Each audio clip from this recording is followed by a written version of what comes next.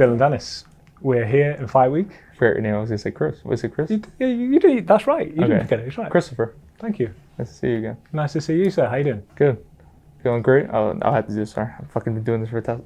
Feel great. Happy to be in Manchester. It's a cool city. Yeah, excited to be here. Wish it was tomorrow. I'm ready to go already.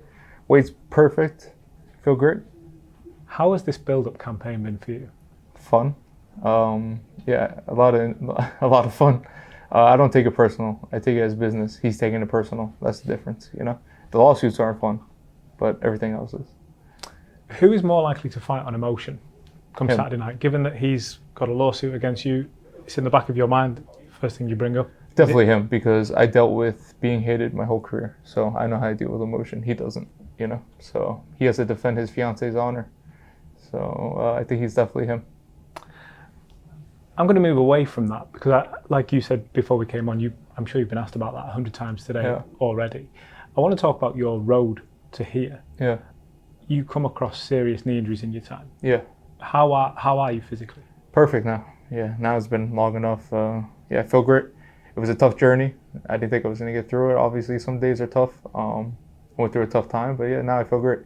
So I'm going to try to keep it going after this, keep fighting MMA. Would you be okay to tell us a little what happened to the knee? I blew everything out besides my ACL twice. The first surgery failed, and then I had to get it done again in the same year. So they said it was like being in 2 car accidents within a year. Yeah. What did that do to you, both physically and mentally? It fucked me up. Yeah, it fucked me up bad because you're used to training and being the man, and then you're stuck in a brace and not being able to wipe your own ass. And you're bored as fuck. And yeah, it's tough. It's really fucking tough. You don't know if you're ever going to be the same again. You don't know if you're ever going to get the same opportunities.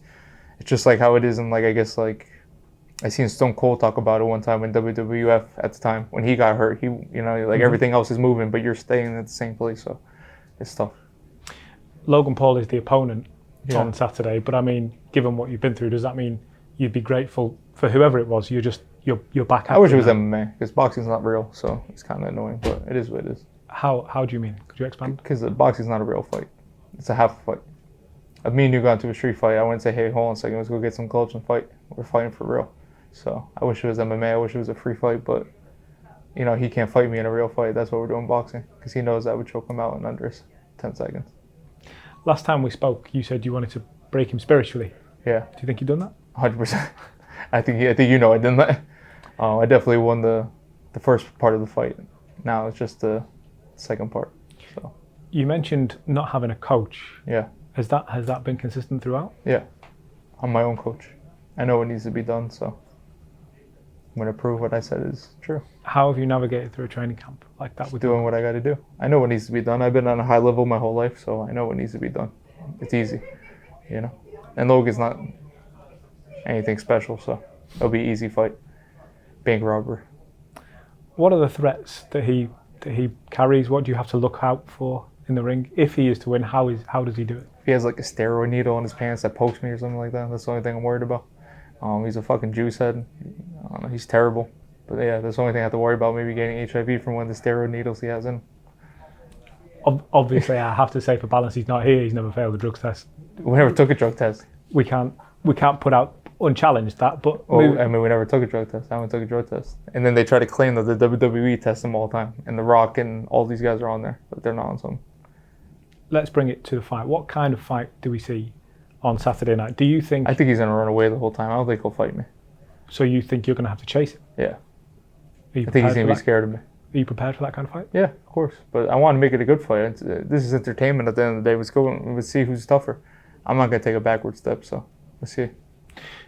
Your jiu-jitsu skills, how easy was it to transition those into a... Definitely just a hard work aspect and discipline helps, but I mean, it's totally different, obviously. I mean, because like in MMA, I'm more of taking you down or pulling guard, so it's obviously different, but yeah, I adapted well. I guess it's going to be fun to see. I'm probably like one of the first jiu-jitsu guys to box, you know? I saw a couple of your tweets where you said, God, you guys take everything so seriously. Did it sort of get on you a little bit? That I'm sure you faced the question every day on Twitter, and then anytime you did media interviews, you get that question, Are you going to show up? Yeah, it pisses me off because one time I didn't show up, and then it's like after how many times I've ever fought or did jiu-jitsu matches I never pulled out of. So that, yeah, it did piss me off. But it is what it is. Do you feel like you've answered those critics now by being here? I don't care about the critics. Fuck them. Yeah, I know what was going to happen. I know what I have to do, so it doesn't bother me. I've been dealing with all this shit my whole life. Everybody talking shit to me, so. What happens, assuming you get the win on Saturday, yeah. What happens with your Twitter, let's call it relationship with Logan after Saturday? Does it stop dead and you move on, or do you carry on speaking to him? I don't know. We got to see. I mean, for me, it's business, so, I mean, I don't know. I haven't thought about that far, but I'll definitely troll him for a long time. Have you thought much about the press conference in London a few weeks ago? No, but I killed him at it, so that was easy. But I was upset that John Fury kind of ended it early, but yeah, it is what it is. Do you think we see any similar antics this week in Fight Week? I got some stuff up my sleeve, for sure. Any cake? Yeah. No cake. No cake? Nah, but it'd definitely be interesting. I'm excited. I don't think they should have someone up there with us. I think it should be us only four, and I can hear him because he's halfway across the fucking thing. I can't hear anything he's saying. Everybody's screaming, and the guy's not talking, so it's like kind of annoying, but it is what it is. What happens on Saturday night, Dillon? A vicious KO. Stone dead. Nice dance on his head. Can't wait to see it. Yeah, if Jake runs in there, I'm going to knock him out too. Do you think he will? For sure. He's going to go try to save his little baby brother. Be interesting to see. I'm sure, but Saturday night we do find out either way. I have my people there too, so it'll be interesting. Do you think there's going to be trouble outside the ring? Maybe we layer up on that security. I guess so. Dillon, we can't wait. Saturday night it goes down on the Zone pay-per-view. We'll see you there, brother. Awesome, man.